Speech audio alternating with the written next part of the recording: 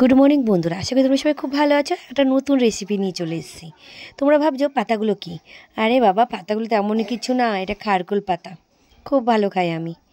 এই ডাঁটিগুলো দেখালাম না, এই ডাঁটিগুলো কালকে রান্না করব। আজকে হলো এই খারকোল পাতাটা বাটবো। তা কী করে বাটবো সেটা তো অবশ্যই বলবো। তার আগে বলে দিই, কুচি কুচি পাতাগুলো ভালো করে বেছে নেব, নিয়ে ভালোভাবে কেটে নেব। আমার কিন্তু প্রিয় সবজি।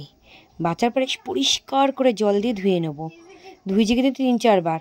ভালো করে ধুয়ে ডলে ডলে ধুতে হবে, কারণ ওদের যেন পোকামাকড় না থাকে। ভালো করে ধুয়ে টুয়ে নিয়ে ভালো করে জলটা ছেঁকে নেব, একটু জল যেন না থাকে। এবার চলো তোমাদের নিজে আমার কাছে। এটা হলো আমার লঙ্কা গাছ। লঙ্কা গাছে দেখেছো কত লঙ্কা হয়েছে আমাদের লঙ্কা গাছে? গাছের লঙ্কা দিয়েই পাতাটা বাটা হবে। উফ, যা লাগবে না খেতে, টেস্টি।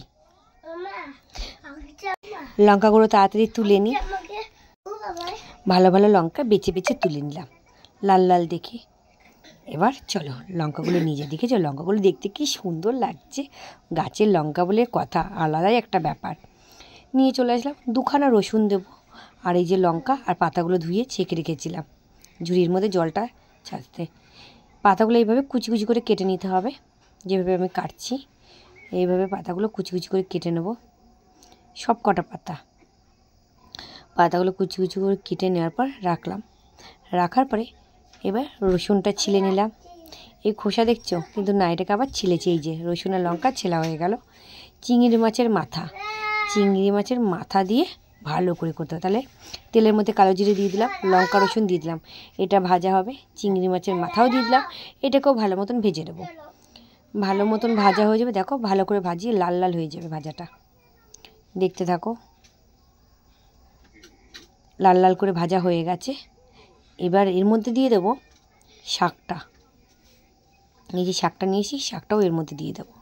এখনও কিন্তু লবণ এবং হলুদ দিইনি, একটু পরে দেবো। পাতাটা একটু নরম হয়ে যাওয়ার পরে লবণ আর হলুদটা দেবো। হয়ে গেছে নরম। এবার স্বাদ মতন লবণ দিয়ে দিলাম, পরিমাণ মতন হলুদ দিয়ে দিলাম। দেওয়ার পরে আরেকবার টেলে নিচ্ছি, মানে ভেজে নিচ্ছি। ভাজা কমপ্লিট, থালায় নামিয়ে নিচ্ছি ঠান্ডা করতে।